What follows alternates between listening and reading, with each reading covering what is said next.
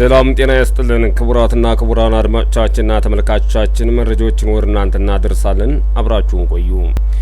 የአበል ወረዳ ንግድና ገበያ ልማት ጽሕፈት ቤት የአገልግሎት ጊዜ ያለፈባቸውንና የተበላሹ የሸቀጣሸቀጥ ምርቶችን አስወገደም። ምስራቅ ጎጃም ዞን የአበል ወረዳ ንግድና ገበያ ልማት ጽሕፈት ቤት በወጀል ከተማ ውስጥ በሚገኙ ሱቆች በመዘዋወርና ፍተሻ በማድረግ የተበላሹ ምርቶችን ሰብስቦ አስወግዷል። ወረዳው ንግድና ገበያ ልማት ጽሕፈት ቤት የንግድ ውድድር ሸማቾች ጥበቃ ቡድን መሪ አቶ ደሳለኝ ዋሲሁን እንደገለጹት ከዚህ በፊትም የመጠቀሚያ ጊዜ ያለፈባቸውን የሸቀጣሸቀጥ ምርቶችን በማህበረሰቡ ላይ የሚያስከትሉት ጉዳት በተመለከተ ለቸርቻሪዎችና አከፋፋይ ነጋዴዎችም በተደጋጋሚ ግንዛቤ ፈጥረናል ብለዋል።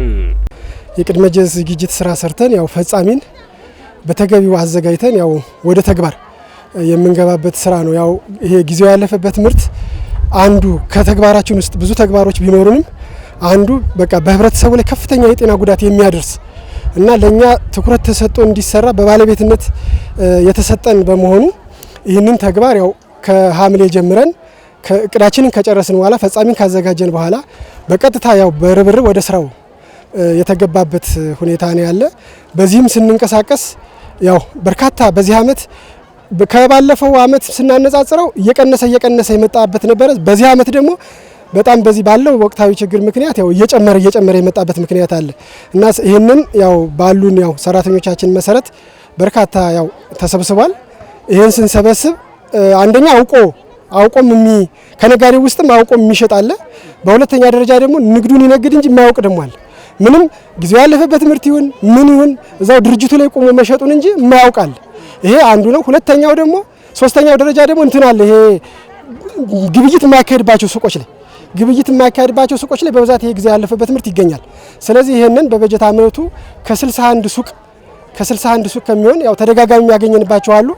እሱን ያው ሰብስበን ከዚህ በፊት የምናስወግደው ያው እንደ ከኮሙኒኬሽን ጋራ ከባህል ጋር ከጤና ጽሕፈት ቤት ጋር ከአካባቢ ጥበቃ ጋር እና ሌሎችም እንደዚሁ ከኢንስፔክሽን ምናምን ባሉት ጋር ሆነን የምናስወግድ ሲሆን በዚህም በምርት ማስወገዱ ላይም የወረዳው የቴክኒክ አስወጋጅ ኮሚቴ አብረው የተሳተፉ ሲሆን በፈሳሽ 100 ሊትር በጠጣር ደግሞ 16 ኪሎ ግራም ይህም በገንዘብ ሲተመን 39775 ብር መሆኑንም አቶ ደሴ ገልጸዋል። ለነጋዴው ማህበረሰብን ብቻም ሳይሆን ለሸማቹ የማህበረሰብ ክፍልም ገበያ ላይ የማስገንዘብ ስራ ሰርተናል ያሉት ኃላፊው አገልግሎት ያለፈባቸው ምርቶች ለጤና ጠንቅ መሆናቸውንም አሳውቀናል ሲሉም ተናግረዋል። እንደ ተቋምም ከዚህ በፊትም ቁጥጥር ስናደርግ ቆይተናል ያሉ አቶ ደሳለኝ ዛሬ ላይም የመጠቀሚያ ጊዜ ያለፈባቸውን ምርቶች የጤና ጠንቅና የጤና በሽታ የሚያስከትሉ በመሆናቸውን አገኘነው አጋጣሚ ሁሉ ለሸማቹ ማህበረሰብ የማስገንዘብ ስራ እየሰራን ነው ሲሉ ገልጸዋል።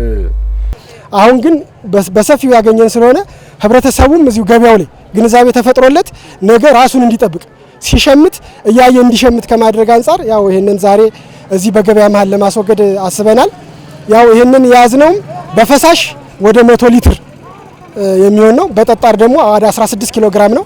አጠቃላይ ይሄንን በገንዘብ ስታሰላው ወደ 39775 ብር የሚያወጣ ሀብት ንብረት ያው ነጋዴው ካወቀበት ክሳራ ነው። ይሄ እንደ ማስተማሪያም ብትወስደው ይሄ ምርት አሁን ከነጋዴው ገንዘብ እየከሰረ ነው፣ ያላግባብ ሀብት እየከሰረ ነው። ስለዚህ ይሄንን በቀጣይ ነጋዴውም ላይ ኃይለኛ ግንዛቤ ተፈጥሯል። ፕላስቱ የተገኘባቸውም ማስጠንቀቂያ ሰጠናል። ከዚህ በኋላ እንደዚህ ተምረው የማይሻሻሉ ከሆነ ሀብታቸው ሲወድም የማያስተምራቸው ከሆነ እንደገና ደግሞ አይተው በደንብ የማይሸምቱ ከሆነ በቀጣይም በህግ የማስጠየቅ ስራ ያው ወንጀሉ በጣም ከባድ ነው። እንግዲህ አስተምረህ ዶክሜንቶችን በደንብ አያይዘህ ወደ ፍርድ ቤት ወስደህ የማስቀጣት ስራ የምንሰራበትን መንገድ እናመቻቻለን። አሁን ባለንበት ቁመና ግን ዛሬ ያው ገበያ ላይ ህዝቡ አይቶ በቀጣይ ያየ እንዲሸምት በደንብ ጤንነቱን እንዲጠብቅ ተደራሽ ለማድረግ ያው ገበያ ላይ ዛሬ ግንዛቤ እየፈጠርንበት ያለን ሁኔታ ነው ያለ። ባለፈው ወደ 20 አካባቢ የሚደርስ ሀብት ንብረት ነበር የያዝነው። ያው ብስኩቶች አሉ፣ ኢንዶሚን አለ፣ ፓስታው አለ፣ ቅባት አለ፣ ዘይት አለ፣ በርካታ ምርቶችን ትይዛለህ።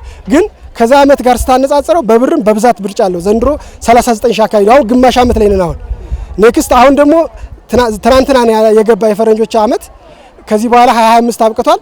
አሁንም ስትገባ የምታገኝበት ነው። ስለዚህ በዚህ አመት ይጨምራል ነው ብለን የምናስብ።